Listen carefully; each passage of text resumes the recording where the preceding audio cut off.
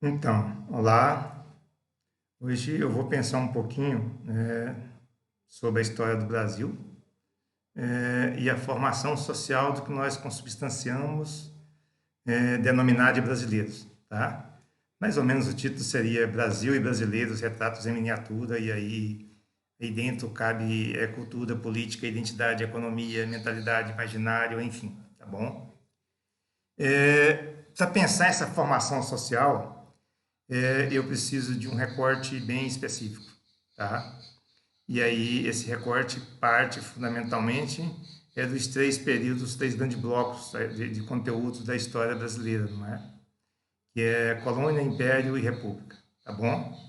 Mas antes disso, para justificar esse vídeo, me incomodou bastante uma imagem que foi divulgada pelas mídias no geral, é de uma senhora no Rio de Janeiro que, ao ser abordada por um fiscal de postura, ela se manifesta nos seguintes termos, né? Cidadão não, ele é um engenheiro formado. Quer dizer, isso é altamente representativo da mentalidade, do imaginário e, em certo sentido, da identidade do brasileiro, tá? E não é exclusivo dessa senhora. Esse tipo de postura encontra-se muito mais difundido, de maneira mais explícita ou implícita por esse Brasil afora, tá? Inclusive no meu Goiás, com certeza, tá? E isso atinge milhões de pessoas, isso está muito mais dentro do pensamento conservador, do que eles chamam de direita, extrema-direita, do que se imagina, tá certo? Então,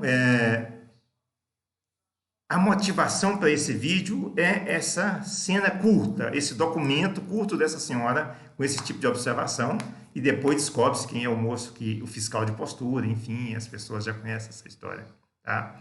Mas isso é muito emblemático a partir de onde eu penso, para se tentar compreender um pouco do conjunto de elementos que determinam, que condicionam a forma de ser do brasileiro atualmente. Inclusive, essa situação mais ou menos predominante de enfrentamento, de polêmica, sabe?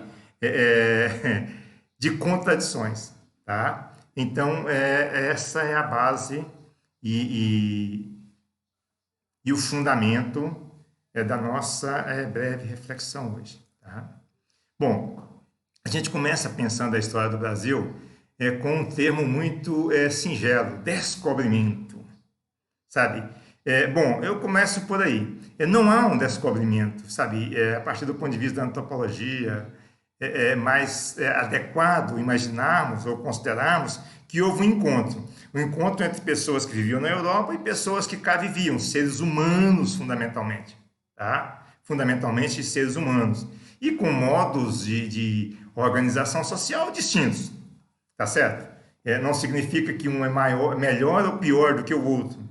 Na sua essência, são seres humanos portanto, merecedores de respeito, do nosso respeito sempre, independente das diferenças. Diferenças significam exatamente o que o termo indica, diferente. Nem melhor, nem pior. É preciso romper-se com essa retórica da contradição e do enfrentamento inútil, desnecessária e inadequada, tá bom? Bom, então, esse português que cá chegou, na verdade, chamar de português já é um pouco de exagero, porque você tem elementos, não há essa ideia de fronteiras nacionais plenamente desenvolvidas, para começar, né? Muitas pessoas pensam que Cristóvão Colombo era espanhol, Cristóvão Colombo é italiano. Então, você tem um encontro e uma participação muito mais plural nesses processos das grandes navegações marítimas do período. E aí, considerando de 1400 a 1350, 1400, até bem entrado o século XIX, é quando se consolida essa noção, essa percepção de nacionalidade, de nacionalismo, de patriotismo, enfim. É um processo social plurissecular. Isso não pode ser aprendido em 5, 10 minutos de fala nossa aqui, tá? Bom, nesses termos, esse português chegou aqui e o período colonial ele se define aproximadamente entre 1530 a 1808, ou seja, com a implantação das capitanias hereditárias, a necessidade de garantir a posse da terra, porque os franceses estavam vindo para cá, enfim, e outras nações europeias, né, outros povos europeus, tá, para questionar a posse dessa terra para Portugal.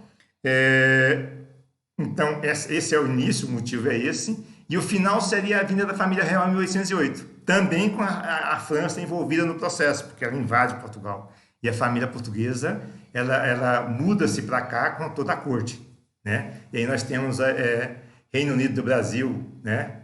Sabe, Algarves e Portugal a partir de 1808, enfim. Essa é uma síntese, bem singela mesmo, tá? Do recorte temporal, porque toda a temática está inserida fundamentalmente na perspectiva, na dimensão espacial e temporal. É isso que eu acabei de falar aqui, tá? Bom, agora como que se implementou, como se estruturou esse sistema colonial aqui, sabe? Essa ideia do exclusivismo colonial e todos esses processos. Tentou-se escravizar o nativo, foi impossível, obviamente, né? Ele preferia morrer, porque não fazia parte da lógica de vida do universo, da experiência de vida do nativo, trabalhar. Né? Eles têm outra lógica da reprodução da vida social deles. E, nesse sentido, encontrou-se uma alternativa altamente lucrativa. Escravizar africanos e trazer para cá. Né? Porque os africanos já conviviam desde 1350, 1400 com os europeus e, portanto, eles já estavam acostumados com um tipo de labor, um tipo de trabalho e de processo de trabalho e produção que se tinha em maior ou menor escala. Bom, isso que se consubstanciava em uma fonte de lucro dupla, não é? Já surgia um ramo do comércio aí, tá? Que para os europeus no início foi importante, e eu penso os europeus mesmo, porque um dos principais comerciantes de escravos vão ser os ingleses, enfim, franceses, todas as pessoas, todas as nações conhecidas da Europa vão passar por esse processo em maior ou menor escala. Bom, então a cultura foi a cana-de-açúcar, que é a monocultura. A base da produção da mão de obra era o escravo negro africano, né? Junto com isso vieram os religiosos, mas aí você tem outra parte da história relativa aos missionários, que a gente não vai trabalhar aqui, que vão se ocupar muito mais dos nativos, chamados índios, e depois indígenas, enfim, silvícolas, e tem um monte de termos sinônimos que você pode utilizar aí, tá? Mas não é o foco da nossa preocupação agora. O fato é que esses europeus, eu vou chamar de europeus, não fundamentalmente portugueses, que se diziam brancos, que na verdade não eram brancos, é só observar o português médio, sabe? Ele já é um mestiço, né? E aí você tem o cruzamento entre essa etnia europeia, que já é plural, com a etnia nativa, que era muito mais pura, e com a etnia africana, do negro africano. E é daí que vai surgir o brasileiro. E aí já temos um problema de origem. Porque como que se deu esse cruzamento? Sabe, em que medida que a nativa, a chamada Índia, se apaixonou pelo português ou pelo europeu? Em que medida que a negra se apaixonou pelo europeu? Sabe, o que está na base da nossa formação social é a violência. Com certeza não foi consensual, ou na maioria das vezes, na maioria absoluta das vezes, esse cruzamento étnico não foi consensual. Foi com base na violência e, portanto, já é um dos elementos para se ter em mente, para se considerar, ao analisar-se a mentalidade e o imaginário do brasileiro, a cultura do que nós chamamos de brasileiro, tá? Que é essa violência que está na origem da nossa formação. Uma violência de base muito mais focada na sexualidade, mas que objetivamente impacta em todos os outros aspectos da vivência, óbvio. Dali vai nascer um ser, e esse ser vai ser excluído na sua origem, e você tem uma marginalização, e você tem uma escravização do corpo, da mente, e no sentido mais profundo, porque é complicado para uma mãe saber que o filho já vai nascer escravo. é escravo. E aí tem uma ampla literatura sobre isso, embora seja filho do Senhor. E aí é uma polêmica que a gente gastaria uns 50 vídeos desses para poder tentar estabelecer as bases dessa discussão e a gente não vai fazer isso aqui não, tá? Então esse é um primeiro momento, tá? E que vai ser atravessado pela produção de cana, como eu disse, e depois de outras culturas que vão surgindo na circunvizinhança da produção de cana, porque é necessário, né? Até para a manutenção desses núcleos populacionais que vão se formando de norte a sul, do que se chama de Brasil, tá? E vamos chegar no descobrimento do ouro, que vai ser algo que vai ser buscado desde o início, por conta do êxito espanhol, já para 1510, 1520, 1530, no que nós chamamos de comunidades astecas, comunidades incas, comunidades maias, onde foi se encontrado ouro em grande abundância, ouro e prata. Tá? Então, isso povoava o imaginário dos europeus que para cá vieram e teve uma parte deles que ficaram adentrando para o interior do território em busca de ouro e, enfim, acabaram encontrando, no final do século XVII, início do século XVIII, primeiro em Minas, que nós chamamos de Minas hoje, e depois em Goiás, que é onde eu estou hoje, tá? Na terra dos Goiáses. E aí tem o Bartolomeu Bueno, tem toda uma discussão sobre esse processo, que, aliás, está caracterizado no centro da capital de Goiás, sabe? Que é a Avenida Goiás, o cruzamento da Avenida Goiás com a Avenida Anhanguera, né? E aí tem a estátua lá, enfim, essa coisa toda aqui, eu não vou entrar nisso também não, tá? Bom, e esse processo, ele vai se encerrar, fundamentalmente, quando nós temos a vinda da família real, tá? Assim como no início da instalação da tentativa de povoamento do Brasil, você tem os franceses que vieram para cá para questionar a posse da terra, no final do período colonial nós temos também os franceses, porque um desdobramento natural das guerras napoleônicas foi a invasão a Portugal e a fuga da monarquia portuguesa e toda a sua corte aqui para o Brasil. Isso vai ocorrer entre 1807 e 1808. E é daí que se rompe com esse período colonial e que se pensa nesse território aqui para além da exploração comercial, tá? E se monta algumas unidades de ensino, para educação, se pensa em uma certa estrutura, primeiro em Salvador, depois no Rio de Janeiro, enfim. E esse império que vai, nesse período de Reino Unido, que vai durar entre 1808 a 1822, quando se tem a restauração do trono português, enfim, que o Napoleão perde força, né? E o rei português retorna, obviamente, para Lisboa, e deixa aqui o seu filho Pedro I. E nesse contexto, para 1822, com essa pequena liberdade que foi dada, principalmente para a elite que cá vivia, né? E é óbvio que dos 15 mil que vieram, uma parte ficou aqui, isso não foi historiado da maneira que deveria, mas ainda vai ser, tá? Havia-se uma preocupação com a recolonização.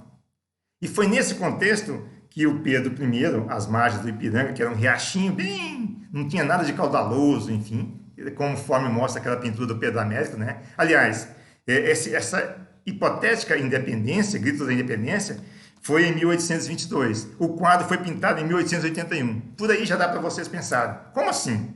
O cara, em 1881, ele tinha uma memória fotográfica para dizer o que aconteceu em 1822. Aqui a gente está falando da fundação da nação, de como que você estrutura esses mitos fundadores, que não vem ao caso aqui também, tá?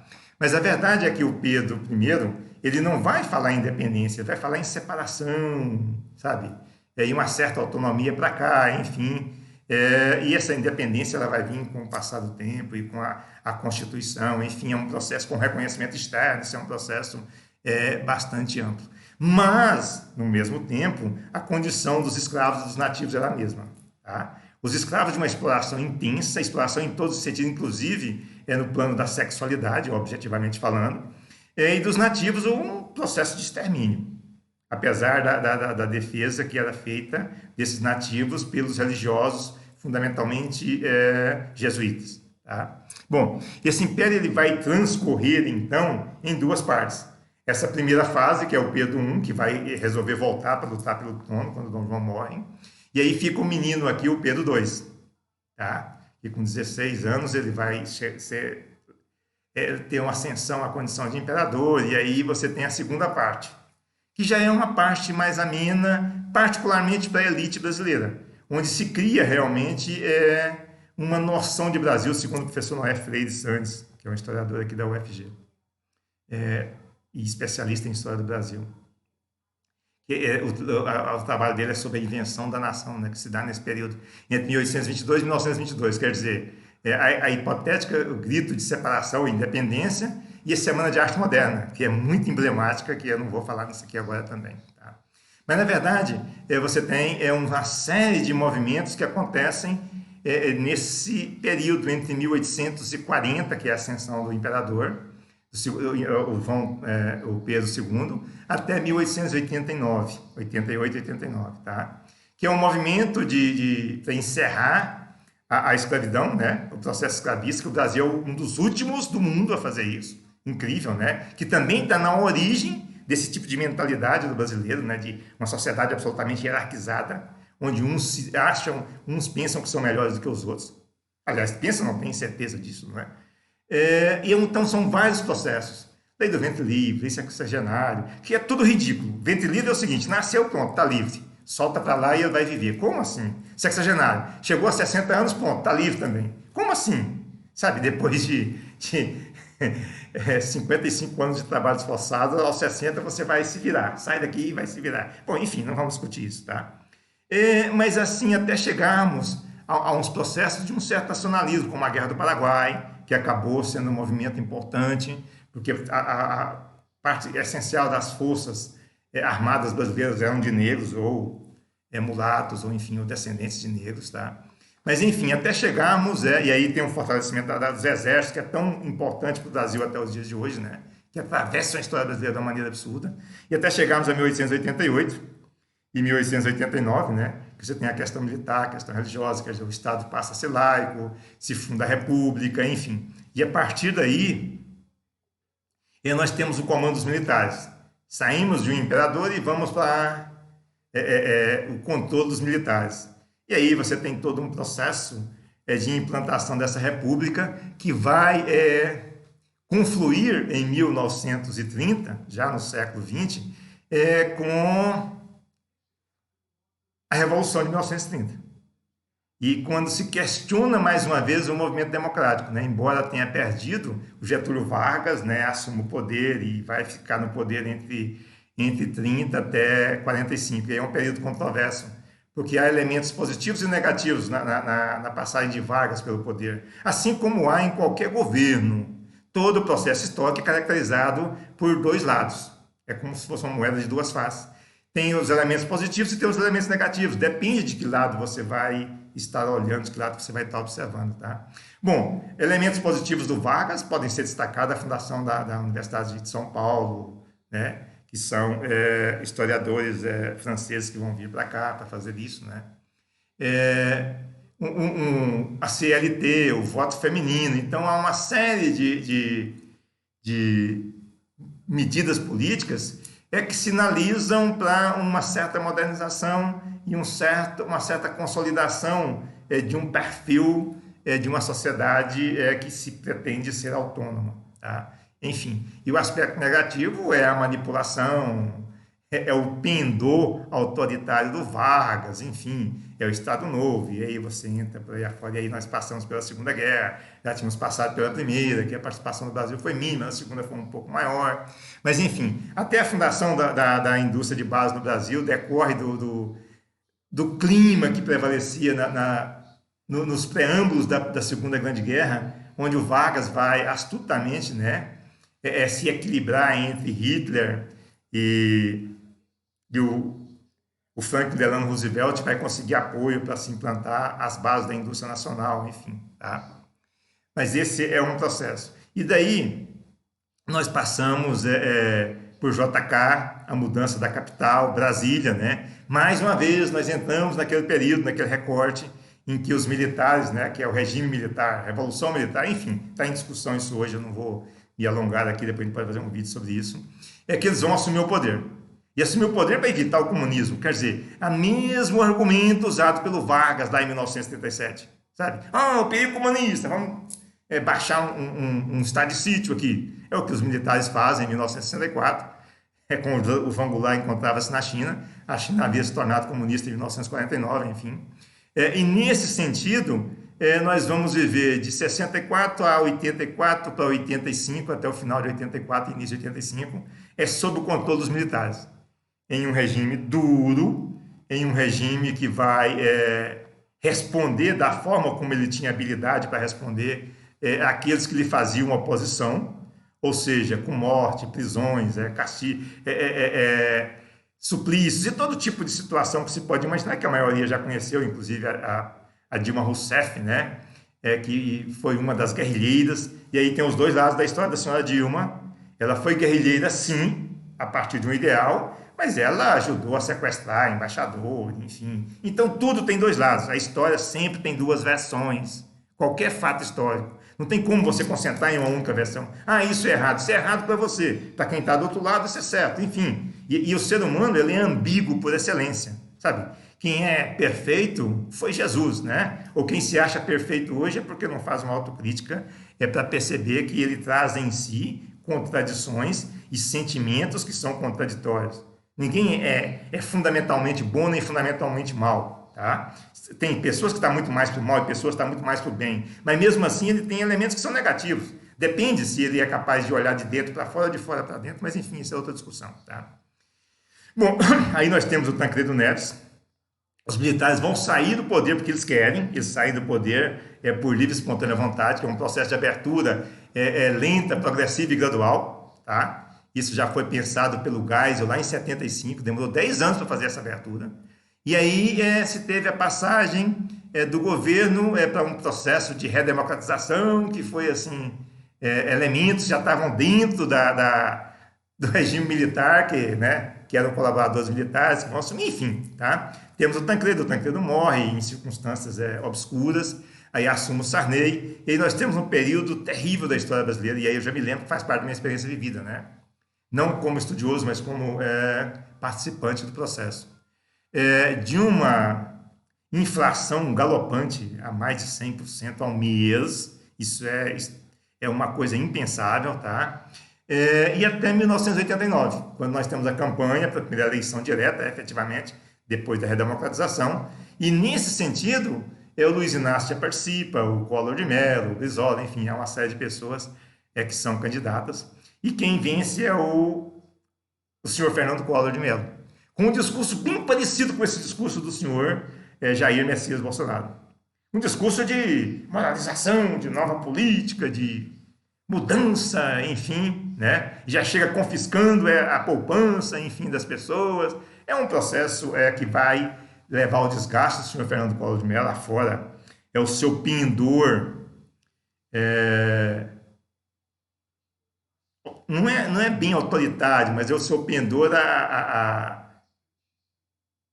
em termos de status social, de achar que está acima dos outros, né? De não entender a função dele enquanto presidente da República, de se achar um semideus, um super-humano, acaba criando uma série de oposições e rivalidades, graças aí também à corrupção, que não é uma invenção do Collor, já existiu no período dos militares, existiu no período do Collor, do Sarney, do Collor, do Itamar, do Fernando Henrique, do Luiz Inácio, da Dilma, do Temer e do Jair Bolsonaro. Ela existe sempre.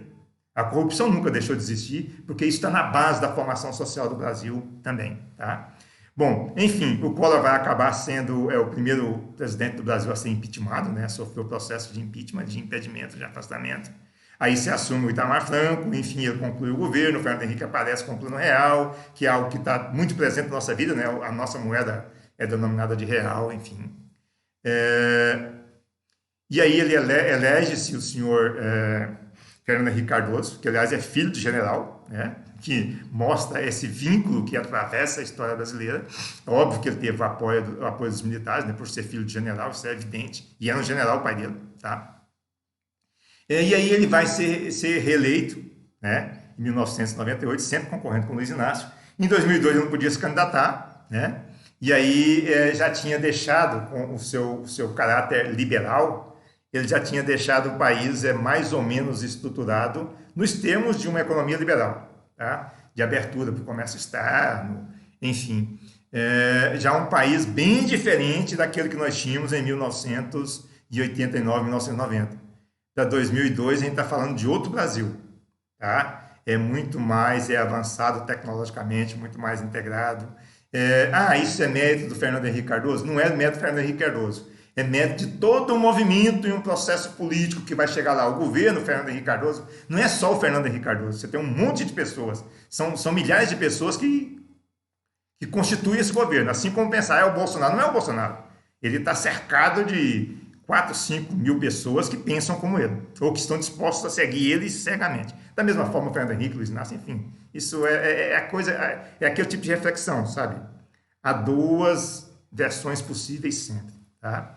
Bom, o Luiz Inácio chega ao poder. Nesse sentido, aí ele estabelece uma política fundamentalmente social, um aprofundamento das políticas sociais, e aí você tem uma mudança efetiva no Brasil.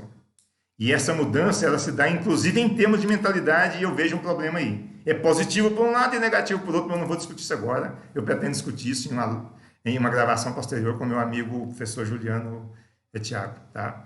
Que isso é problemático. Mas assim, se tem alguém nesse país que merece ser chamado de lenda, é o senhor Luiz Inácio. Você gostando dele ou não, porque ele realmente mudou, sabe, as áreas periféricas desse país. Ele realmente fez com que o ensino... Foi na época, no período do governo dele, que o ensino superior se expandiu de uma maneira extraordinária, inclusive na Bahia. E aí a gente tem alguns depoimentos, a gente fala disso depois, tá? Mas teve uma ascensão, sim, para um grupo de pessoas que estão perdendo a sua base agora, por conta dessa pandemia, enfim. Mas essa é outra história. O Luiz Inácio faz a sucessão, né, do governo depois de 8 anos, que é a senhora Dilma. Ela vai ter um governo, vai se reeleger, e aí, por uma série de razões que eu não vou discutir aqui agora, ela vai sofrer o impeachment, assume o vice, que é o Temer. O Temer conclui, o governo quase que é impeachmentado também, mas enfim, conclui. No contexto atravessado por polêmicas de corrupção, enfim, inclusive do senhor presidente da República. E aí chega ao poder esse moço, o senhor Jair Messias Bolsonaro. Chega ao poder de uma forma muito semelhante àquela do Fernando Collor de Mello, com promessas de mudanças absolutamente radicais. E mais uma vez, o que nós vivemos é que ele não está conseguindo fazer isso. Mas, enfim, isso é outra discussão. E o povo vem sendo conduzido e condicionado nesse processo todo que eu estou falando há 20 minutos aqui, tá? Ou mais.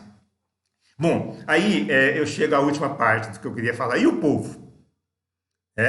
Esse povo que vai ser sendo constituído entre os séculos XVI ao século XXI, que é agora que nós estamos falando, né?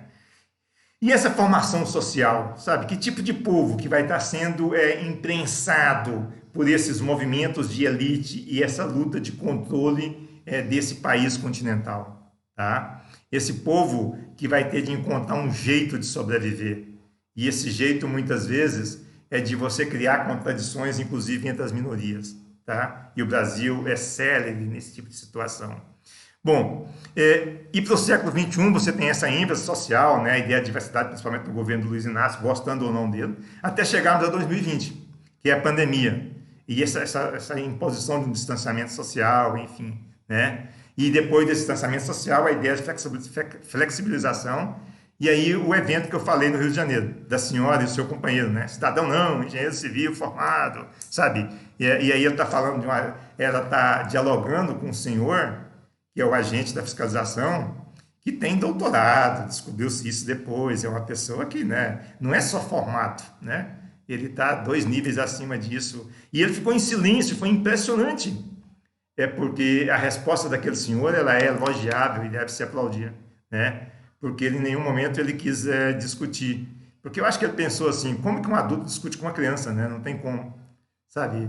Um adulto de 50 anos discutir com uma criança de 5 anos. É mais ou menos assim que eu penso esse brasileiro, sabe? A mentalidade do brasileiro, tá? Porque essa senhora, depois da polêmica, ela ainda vai vir a público dizer assim, me arrependo de ter saído naquele dia. Exclusivamente isso. Isso me remete a algumas questões que devem ser pensadas, sabe? A ética, valores morais, o caráter. Então, quem é o brasileiro, sabe?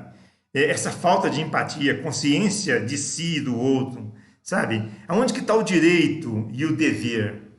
Aonde que começa o meu direito e aonde termina o meu direito e começa o meu dever? Será que as pessoas têm isso em mente? De onde que vem esse egocentrismo, esse egoísmo extremado? Ele vem desses processos históricos aos quais eu me referi aqui anteriormente, sabe? É de como o brasileiro, ele é fruto, na sua origem, da violência, do cruzamento, sabe, entre europeus, que eu não vou chamar de brancos, porque é muito mais do que isso, sabe, entre europeus, africanos e africanas, e nativos, que vamos chamar de índio pelas razões que eu já falei aqui, tá? Índios e índias. Uma violência, porque não acredito de maneira alguma que essas índias se apaixonaram, até porque não estava no âmago da cultura deles esse tipo de situação. Para eles, a negação é dupla aí. O europeu é ridículo, assim como era ridículo para o europeu os nativos, sabe? A recíproca é verdadeira nesse caso, e isso é um processo, é assim que as coisas são. É um estranhamento, não tem que defender, sabe, que ficar carregando nas tintas para cá ou para lá. Tem que se reconhecer esse processo. Alguns vão tomar consciência, vão inclusive admirar do lado ao outro, mas é um processo. Sabe, o bom senso nos remete a isso, tá? Mas aí, depois disso, você tem uma continuidade. Em outros lugares já não se tinha mais escravidão e aqui continuava a escravidão. E a base da nossa sociedade é a cultura negra, isso é fato, inclusive da minha. É para pensar que o meu avô, ele era negro mesmo, tá? Que infelizmente não está entre nós mais, que é o pai da minha mãe, o avô materno. Mas enfim. E aí você tem esse prolongamento da escravidão, muito mais do que em qualquer outro lugar do mundo, até 1888. E quando se fala, né, que a elite vai libertar o negro, mas libertar para quê? Para ele se ferrar, sabe? Para ele ir para ele montar as regiões quilombolas, como o Vão do Moleque, enfim. Sabe? É para ele se virar. Se vira aí. É daí que nós temos mais de 60 milhões de pessoas que vivem se virando no Brasil, ainda hoje. E essa senhora, que foi seguramente privilegiada pelas políticas do governo do Luiz Inácio, sabe?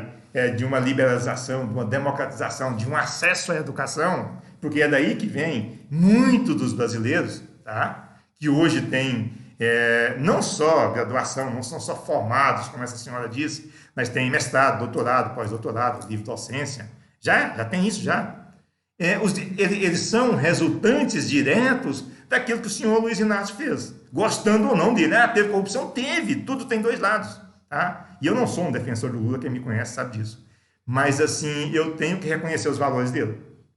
Sabe, eu tenho que reconhecer que, para uma parte enorme da sociedade, as políticas do senhor Luiz Inácio foram muito eficientes. Eu não posso simplesmente desejar que morram mais de 50% da população brasileira.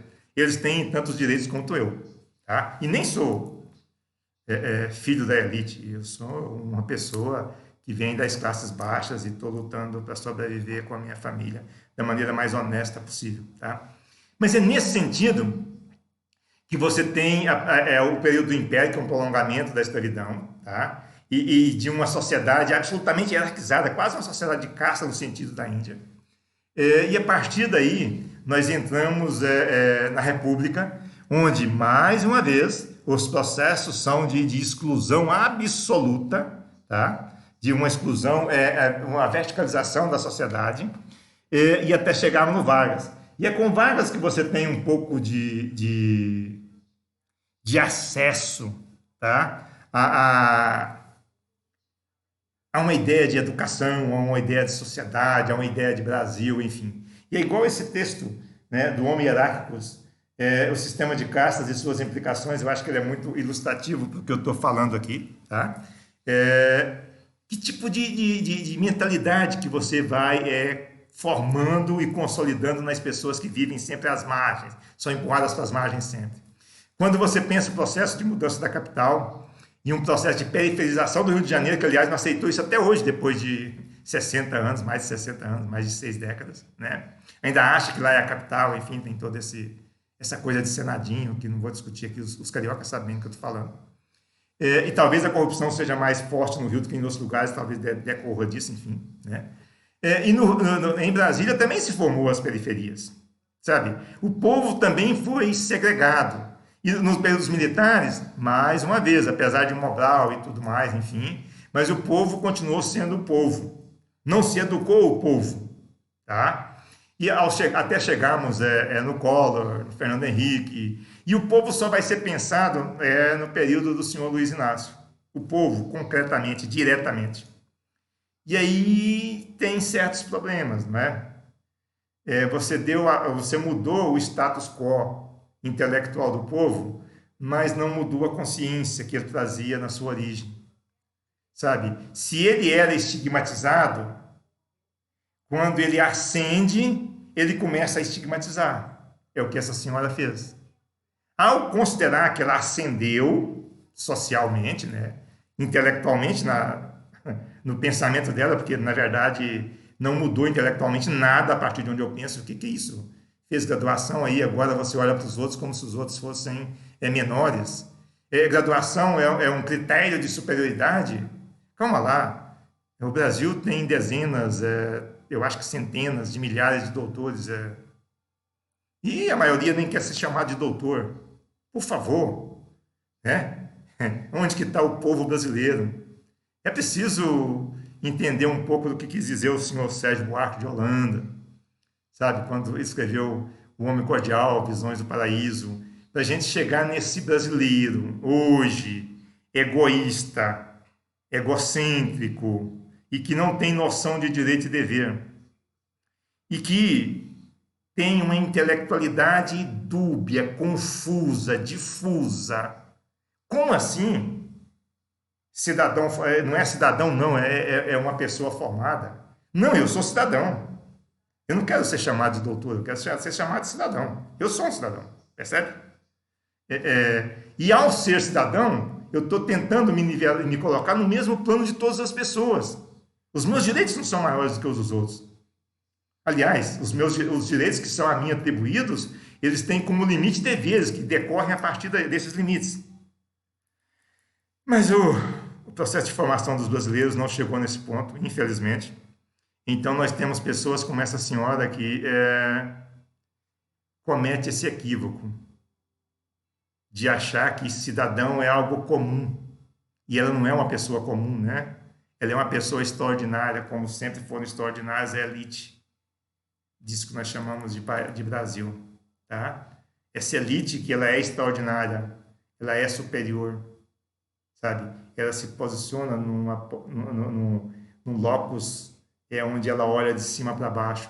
Ela não quer fazer parte do todo. Ela quer ser exclusiva. E assim é com a maioria das pessoas que fazem graduação nesse país.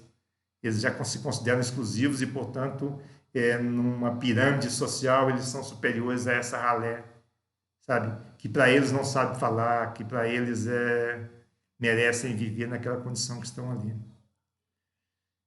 Direitos para mim, deveres para os outros.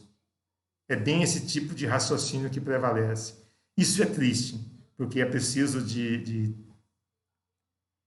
trabalhar uma mudança da consciência das pessoas que estão concluindo a graduação nesse país, para que elas consigam perceber o mundo, sabe, e a sociedade da forma como ela é, e que é preciso trabalhar de forma a que essas diferenças elas venham a ser superadas. Ter graduação não te coloca como uma pessoa superior a ninguém. A única coisa que faz de você é uma bacharel, tá? Assim como ser mestre, isso é um grau que não vai, né, de maneira alguma, socialmente dizer que você é melhor do que alguém, a nível constitucional, a nível de direito, tudo bem? É por isso que a gente aceita que um presidente tem mais direito do que um cidadão comum. Ele não tem, ele deveria ser tratado da mesma forma. Essa senhora está reproduzindo essa mesma coisa que tem aí. Sabe, esse estado de exceção. E ao povo, chicote, né? Aqueles que chegaram à graduação e que de alguma forma se sentem mais privilegiados, os louros, né? O glamour, a admiração, a reverência, por favor, né? é muito cacique para pouco índio. O Brasil está cheio de caciques, sabe? Está cheio de chefe. E quem não é, sonha em ser chefe. E aí ele age como chefe no círculo onde ele vive. Está cheio de seres autoritários e totalitários, que são arbitrários nos espacinhos onde vivem, que olham para o outro e dizem: olha lá, está o vagabundo andando ali. É claro que ele é vagabundo, tem emprego para todo mundo sobrando, né? Eu falo isso sempre na universidade. É preciso olhar e ver, mais do que simplesmente exaltar-se a si mesmo. É isso.